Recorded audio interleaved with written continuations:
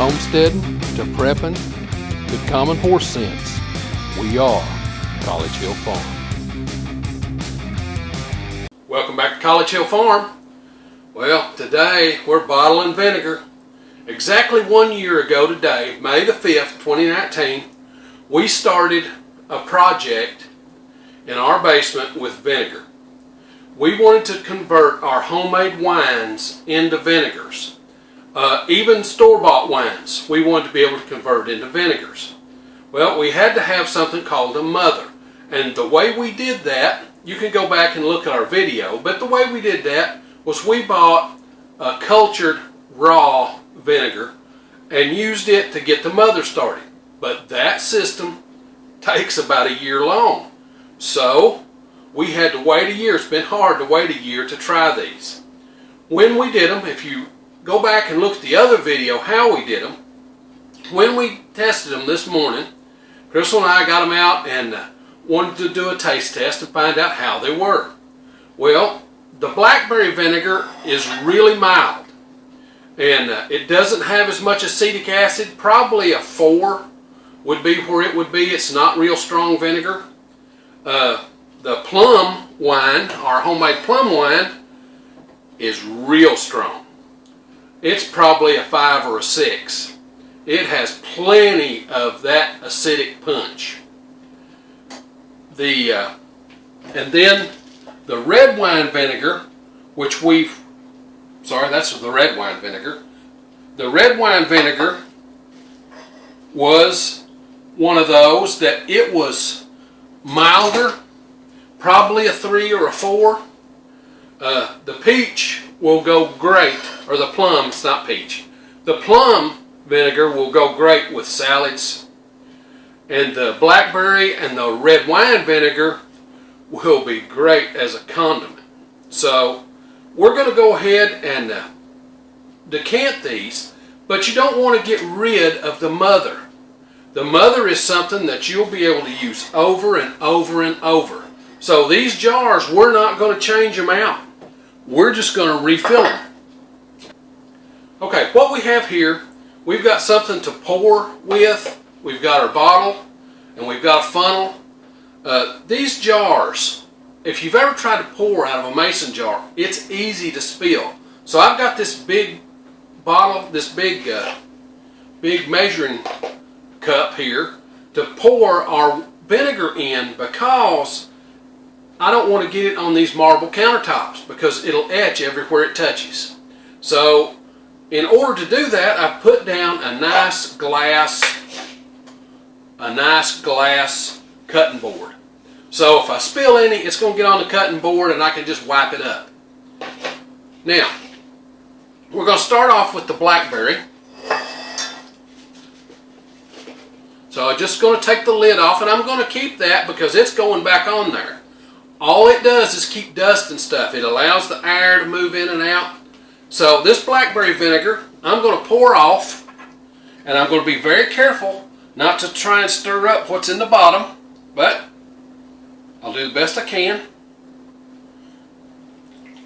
Pour off this blackberry vinegar.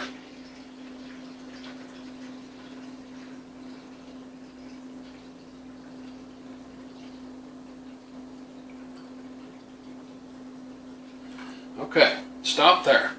Now what's left in here is called the mother. And I'll come over there where you can see it a little better. All of this stuff down in there. See how that's coated the bottom? That's the mother. That's something called acetobacter. And it is what turns alcohol into vinegar. So now I've got this ready. I just take my bottle, and you can see how to get the labels off these bottles. We just use wine bottles. You can see how to get the labels off. So I'm going to go ahead and pour that right in, and I'm not worried about getting air in it. It's not wine, it's vinegar.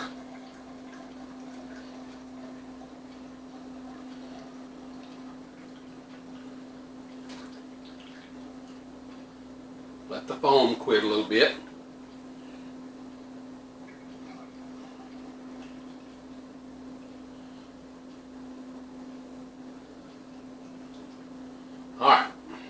going to stop there. Put my funnel down. Now, any that's left, I'm just going to put it right back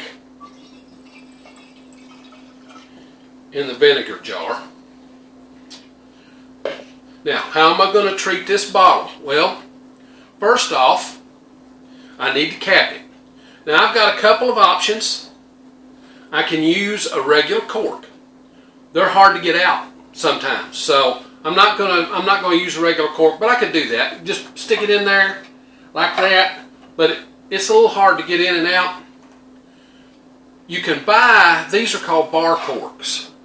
They're real convenient. They just go in by hand, and then you can take them on and off. But some years ago, Crystal bought me some nice corks.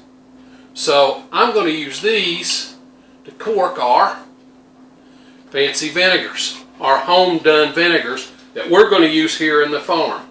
Now, I've got labels. I made nice labels. It says College Hill Farm Blackberry Wine Vinegar. So I'm going to put a label on. Oh, dropped it.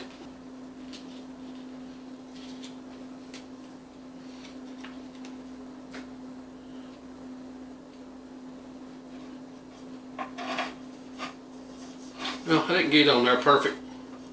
It's alright. We're going to eat it here at the house.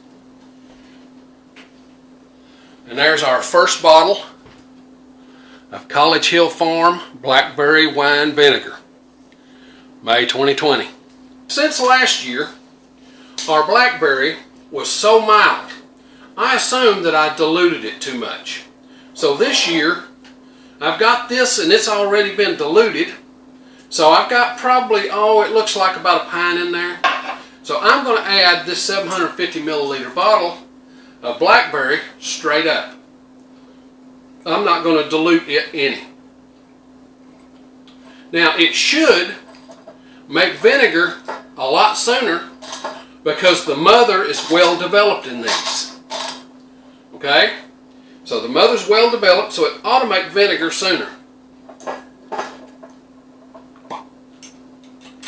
Now, I don't use any preservatives in my wines, so there's no sulfur diols that I have to wait for them to come out and all that stuff.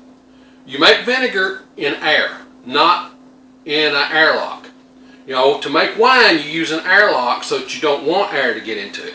But to make vinegar, you don't do that. So I'm going to pour this wine, this blackberry wine, right in there.